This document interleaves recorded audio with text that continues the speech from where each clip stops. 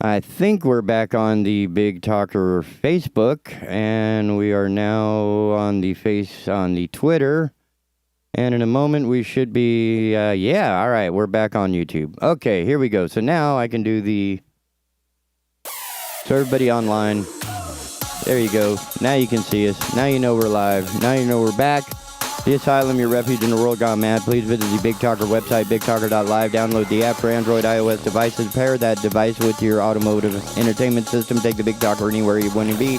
Peruse the schedule of content and send us an email with any compliments, questions, compliments, or critiques you may have. We cannot improve without your assistance. Now,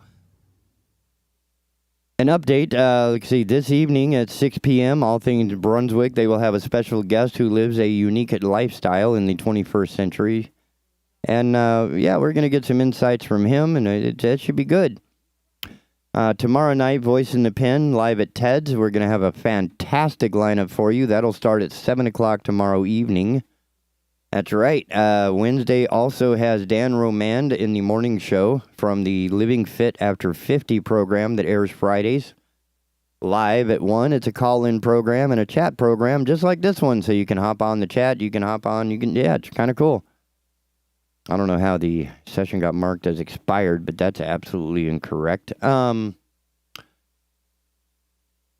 definitely want to tune in this evening at 6 p.m. The Brunswick County GOP hosts a show every week, Tuesday at 6 p.m., covering all kinds of issues, either political or, just community, right? They have lots of great interviews with the political candidates of the time, right, during the primary.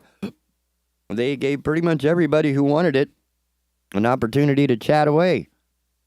And when talking with some of the cats up there, because I love working with them, we might be having some debates. We might be having some other political events to help the people understand who's involved with what's going on and what your vote means and what these people stand for and that sort of thing. And that's what this is about. I don't know how that got turned off. That's still driving me bananas. All right, but we're back on the air. We're fine for a minute. Maybe not the same stream, but you'll find us. We're right here. Can't miss us. Hope you ain't gone nowhere. I should let people know. Welcome back. Chat. Boom. How's that? All right, so we're back on air. We were talking about the guy who found the guns in the New Jersey hospital. Probably not the marketing director you would want him to be. My fat thumb can't hit the right buttons anymore.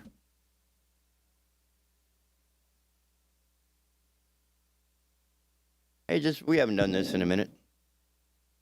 On this date in history, in 1146, European leaders outlawed the crossbow, intending to end war for all time. How adorable. We were so cute back then that the crossbow would end war for all time. 1363, beginning of the Battle of Lake Poyang. So apparently outlawing the crossbow didn't work.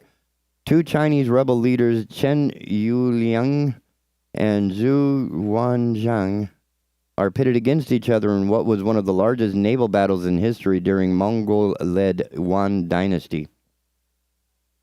Woo, man. Hey, going at it. 1682, William Penn leaves England to sail to the New World. Welcome to your new home, buddy.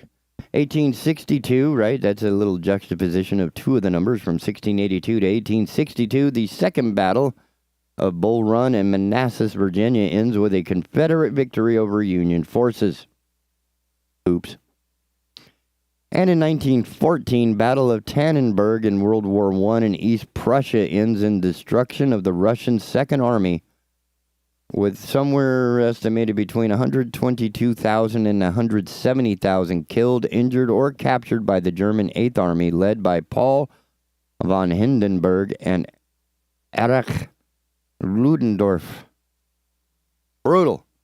Can you imagine that? So outlawing the crossbow obviously did not work.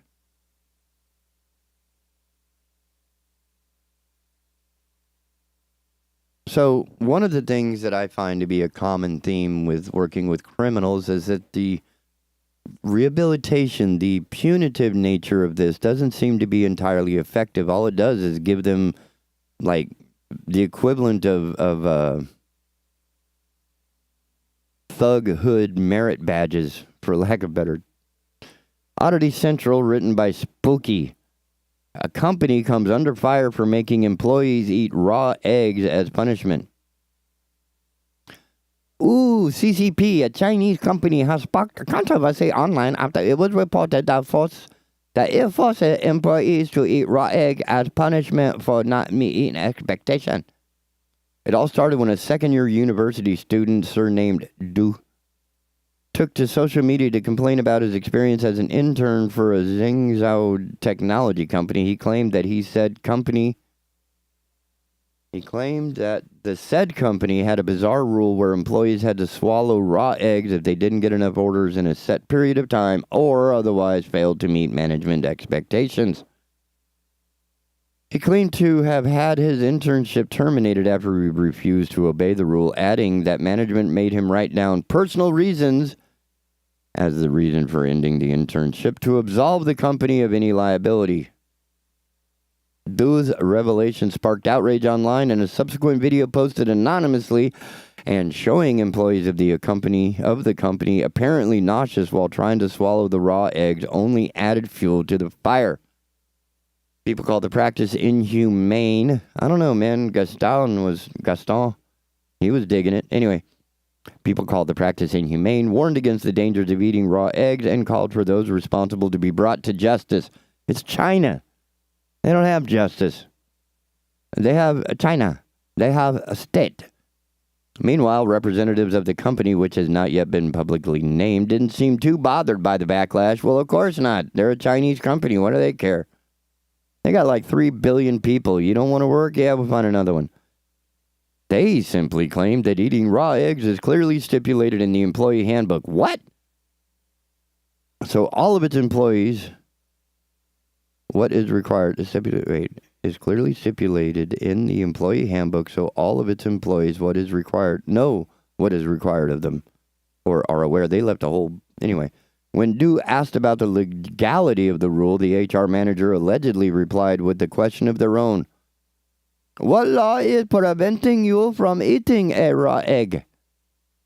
I can't do Chinese. The Labor Inspection Brigade of Jinshui District, Jingzhou City, is reportedly investigating this case, but legal experts claim they will need more than Du's testimony, as his unpaid internship doesn't qualify as employment. We need to remind another person that unless you're being paid, you're not employed, so you can't really resign if you've never been employed. So it doesn't fall under labor laws.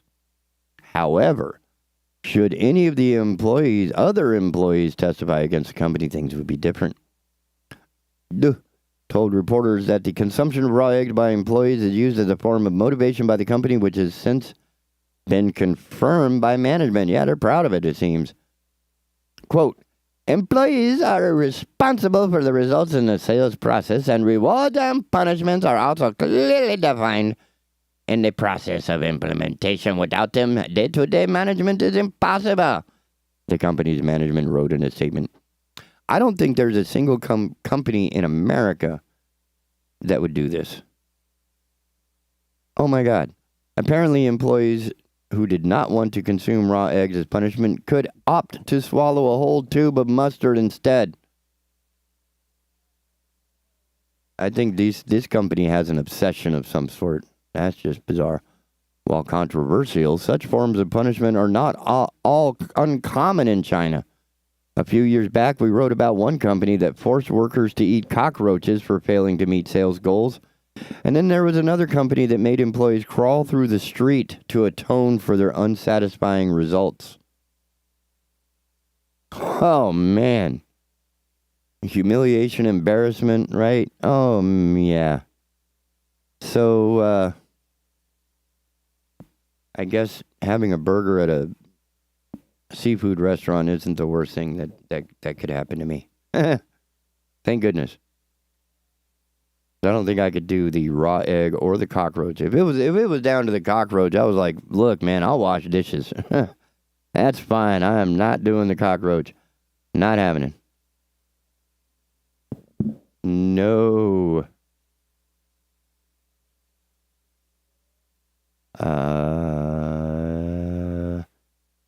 Using the word education and Taylor Swift in the same sentence cannot be good, so I'm not even going to try.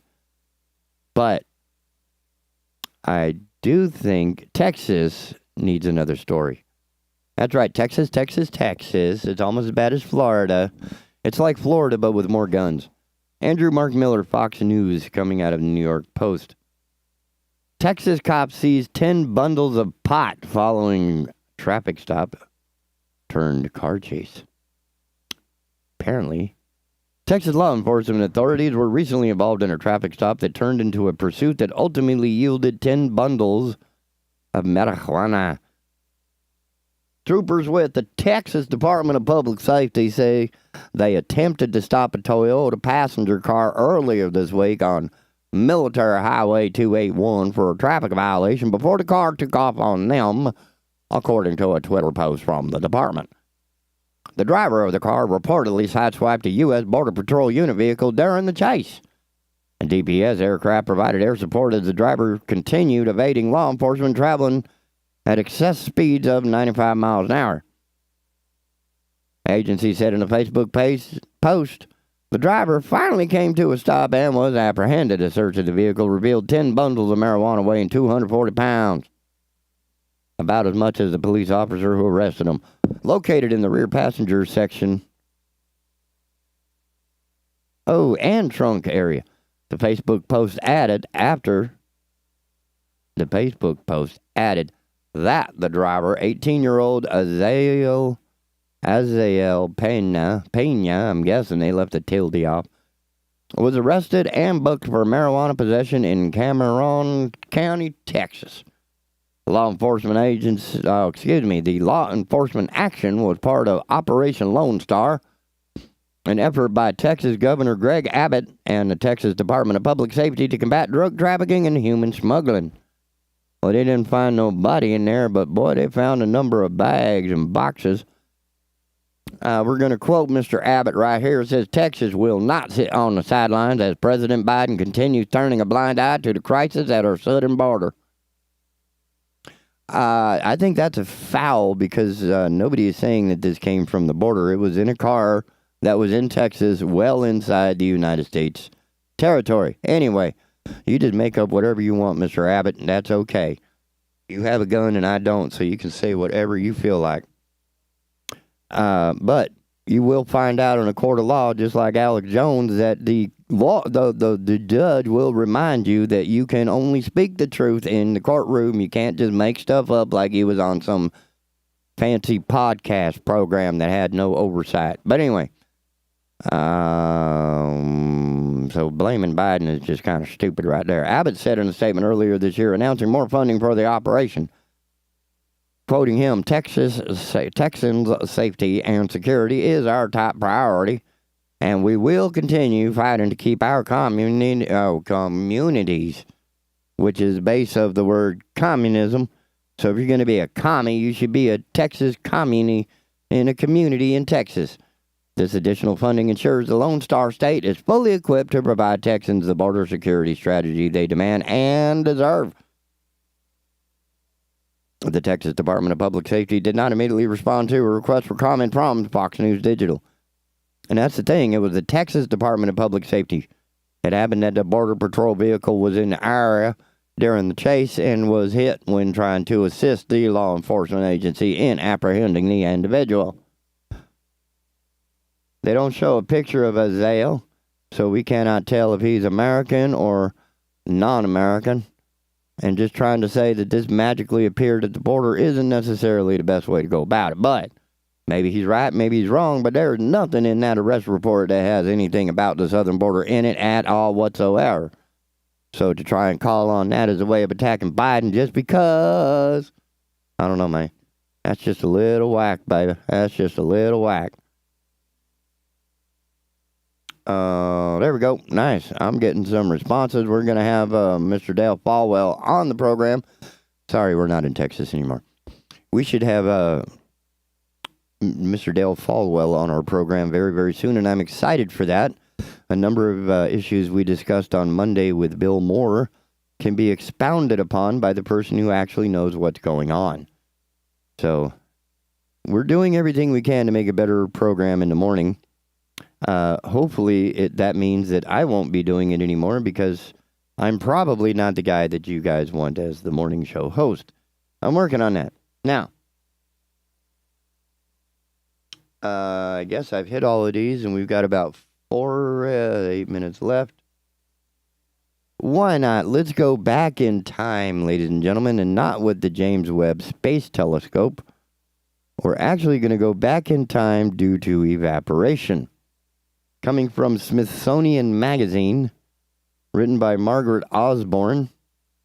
Oh, man, I can already feel a bunch of conservative people getting all bent out of shape already, man. We haven't even started. And we're back in Texas, so as long as we're in Texas, let's just point out everything that Texas got going on because obviously, come on now, obviously, they're doing something right and we are not. Man, stop that. I really hate the way this thing behaves sometimes.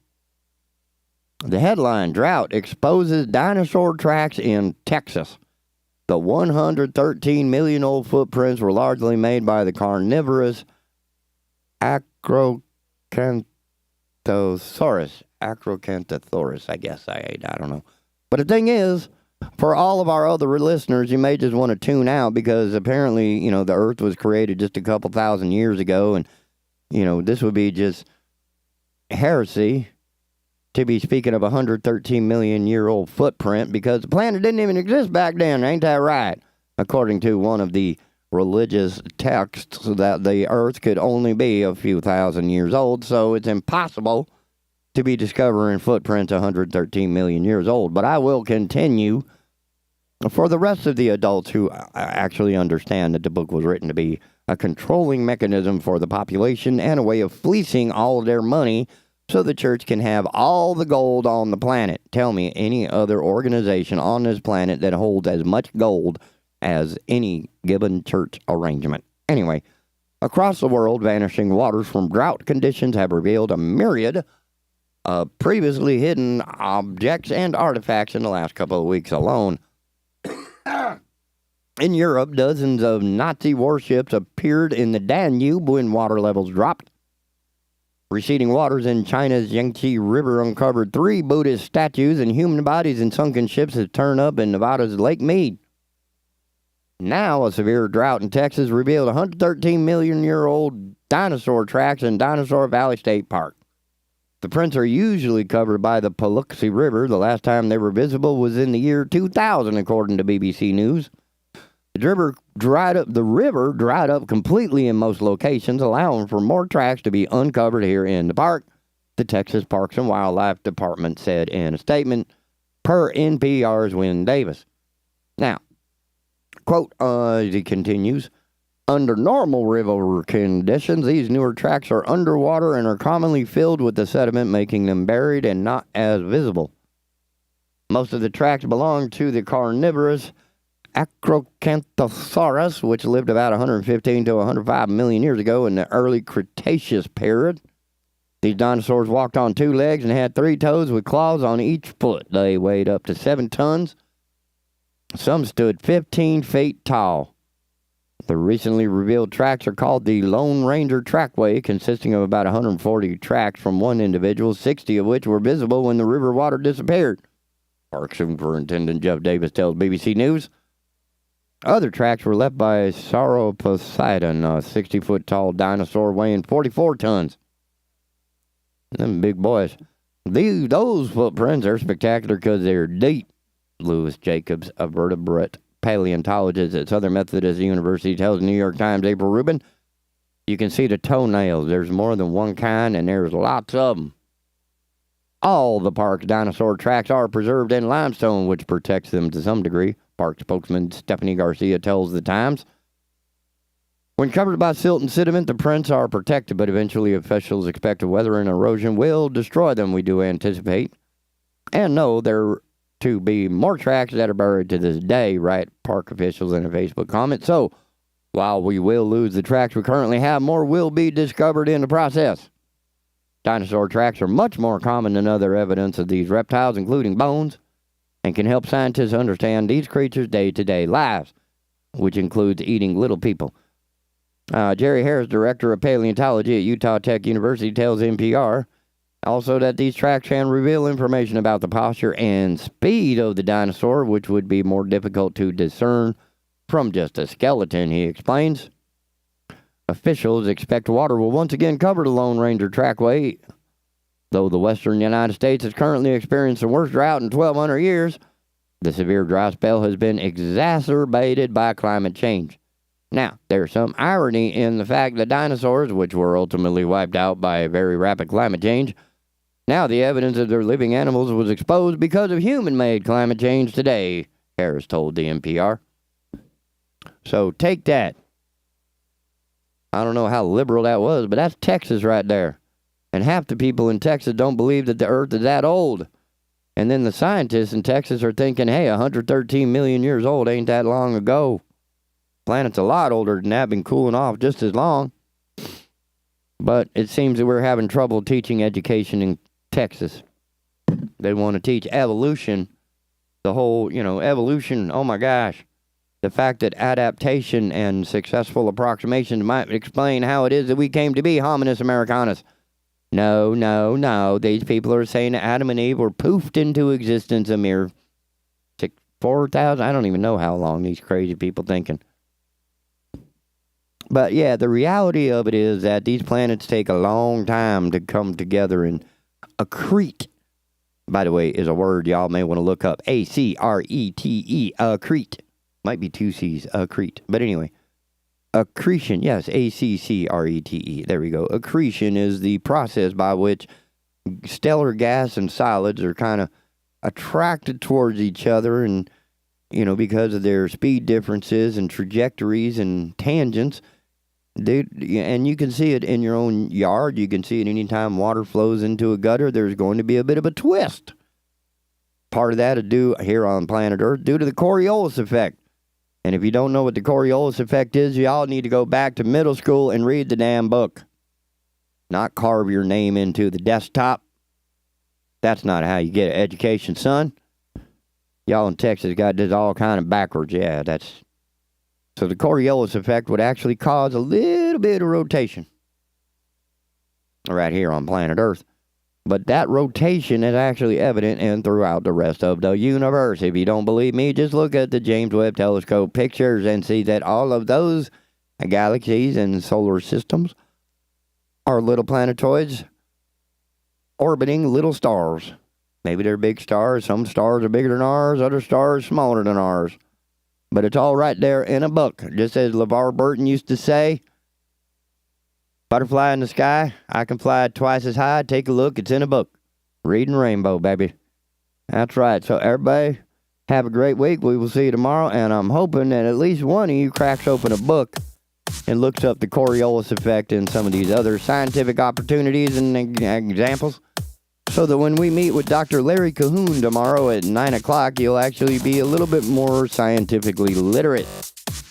The more scientifically literate we become, the less our egos are going to interfere with who and what we are. Look at that.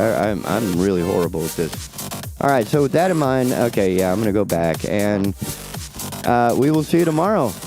God only knows what the morning show holds for us then. See you then.